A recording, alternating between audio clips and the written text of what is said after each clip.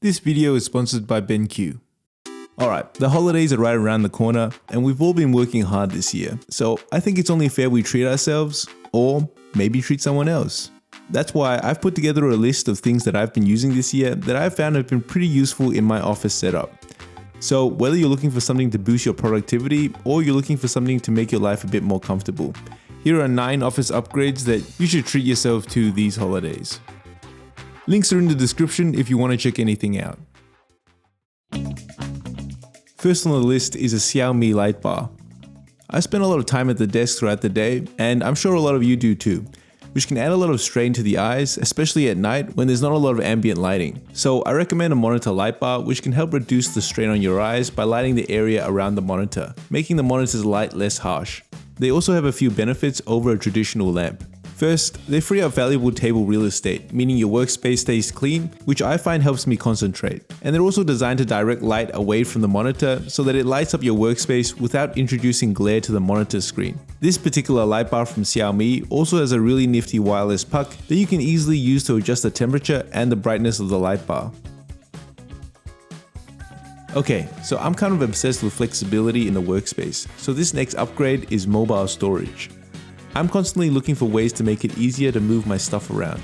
And recently I stumbled upon a post by a Japanese Instagrammer called Atsuyan, who combined the Trotton trolley from IKEA with some accessories from Muji to create a really cool mobile storage solution. Since I already had a Trotton trolley that I was using as a catch-all while filming these YouTube videos, I had to recreate it. Alright, so this setup is made out of a few components. The Trotton trolley from IKEA, 6 Muji polypropylene storage cases, and 3 Muji carry boxes. I think the end result is a pretty clean looking all-in-one storage solution that I'm currently using to store chargers and stationery, as well as different bits of equipment that I can move along with me while I'm filming videos. And it's also super convenient to have access to everything when I'm working away from the desk. Alright, so this next item has been a huge upgrade to my setup. The BenQ hybrid dock. So I like Apple Silicon MacBooks, and I think it's safe to say that a lot of people do. I routinely use it on the go and in a desktop setup, but it definitely has some drawbacks. First, some apps don't run well on Macs, and for now, gaming really isn't a thing. So that means I still use a PC. Secondly, the Pro Apple Silicon chips only support up to 2 external monitors, while the base model doesn't support more than 1. As a self-proclaimed multitasking power user, that just doesn't fly. So that's where the hybrid dock comes in. It's a 13-in-1 docking station with a huge port selection to use as a one-cable solution for connecting your laptop to monitors and peripherals at your desk, with the standout feature being that you can quickly switch between display inputs. So you can connect up to 2 devices to the dock, and at the press of a button, the dock will switch between them. So no messing around with inbuilt monitor controls, which most of the time are pretty annoying to use. This streamlines the whole process. This is great if you have workflows that require 2 devices like a Mac and a PC, or if you want to share a monitor with a gaming console. Keep in mind though, the dock only switches between display inputs, so no KVM features here. That means it's best to use the dock alongside a keyboard and mouse combo that can connect up to multiple devices. Obviously not an issue if you're using a console though. The hybrid dock also has support for DisplayLink, meaning even though this MacBook Pro has an M1 Pro chip, which doesn't natively support more than 2 external monitors, I can still run 3 monitors through the dock. This means a huge amount of screen real estate, so you can do something like work while having reference material on the side. So if we look at the back of the dock itself, this is where the magic happens. There's a bunch of display inputs on the back, and at first it might look a little confusing, but essentially it has 3 display output ports, one of which is shared between 2 devices. So that means the first device can connect via the USB-C port, which will charge the device with up to 100 watts of power delivery and let it output to up to 3 monitors at 4K 60Hz.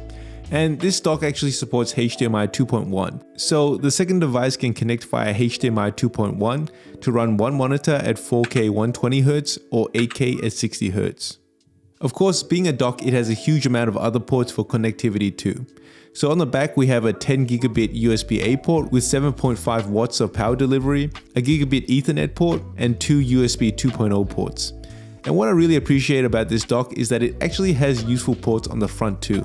I've mentioned in the past how annoying it is when a dock has all of their ports on the back. The only criticism that I have about this dock is that they put all the useful ports on the back of the dock. Almost every dock does this, and I'm not really sure why.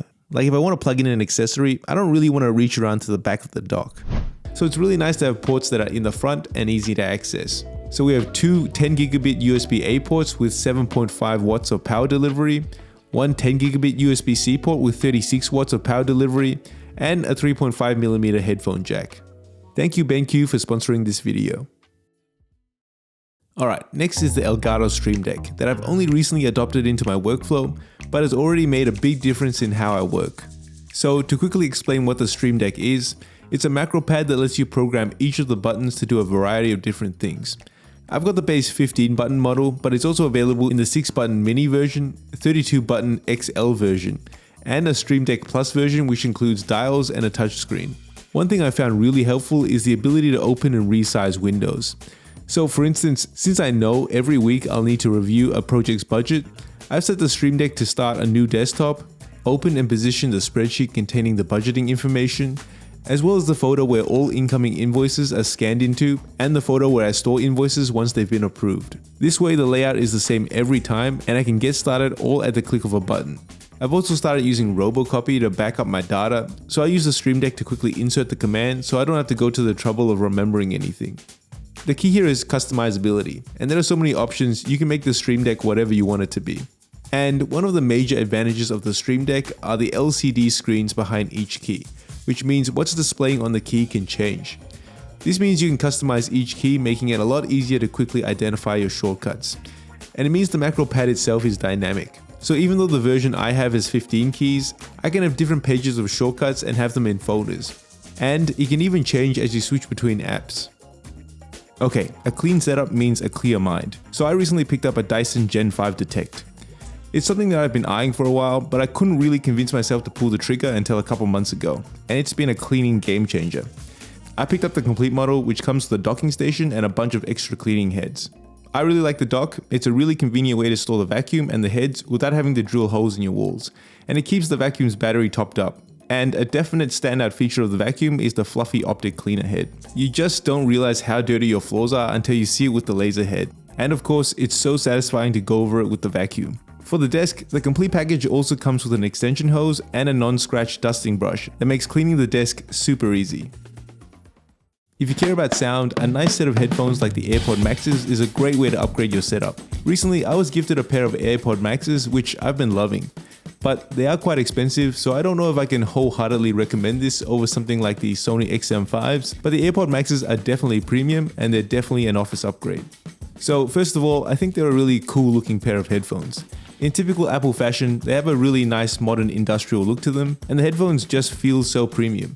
Like rather than a plastic finish, the AirPod Maxes have metal components like the aluminium ear cups and the stainless steel frame. The adjustments for the ear cups are also completely stepless, which is just a really nice little detail. They're also a great sounding pair of headphones, with crisp mids and a decent thumpiness in the bass, and great noise cancellation, which makes them good to use outside of the office as well. If you're part of the Apple ecosystem, they also switch seamlessly between your Apple devices. But there are some drawbacks. First, they're pretty heavy. The metal components look and feel premium, but of course metal is heavier than plastic, so wearing them for long sessions can be a bit uncomfortable. And Apple has also decided not to include a power button on these headphones, which is kind of cool because they're constantly connected to the device, so using them is quite seamless, but it does mean they're always on. They do go to sleep when not in use, but in sleep mode, it still drains about 10% of the battery every 24 hours. So, are they pricey headphones? Yes. But are they also super cool headphones? Yeah, for sure. Okay, since we spend so much time at our desks now, a nice chair is something our backs would definitely thank us for, which is why I've recently been using the ErgoTune Supreme. I find that a nice office chair keeps me from getting restless, which in turn helps me stay focused on the task at hand. This chair has 11 points of adjustment, which means a great amount of customizability. And a standout feature for me is the spring in the lumbar support, which is nice and firm against my lower back, meaning my back is supported whether I'm leaning back or sitting forwards. The chair really is quite comfortable, but in terms of looks, I'm not the biggest fan of the huge branding on the headrest. And I generally prefer a rounder looking chair, but that's just personal preference. Alright, in an office full of tech, one of the easiest ways to streamline your workflow is to pick up a nice charging brick, which is why I have here the AUI 140 watt charger.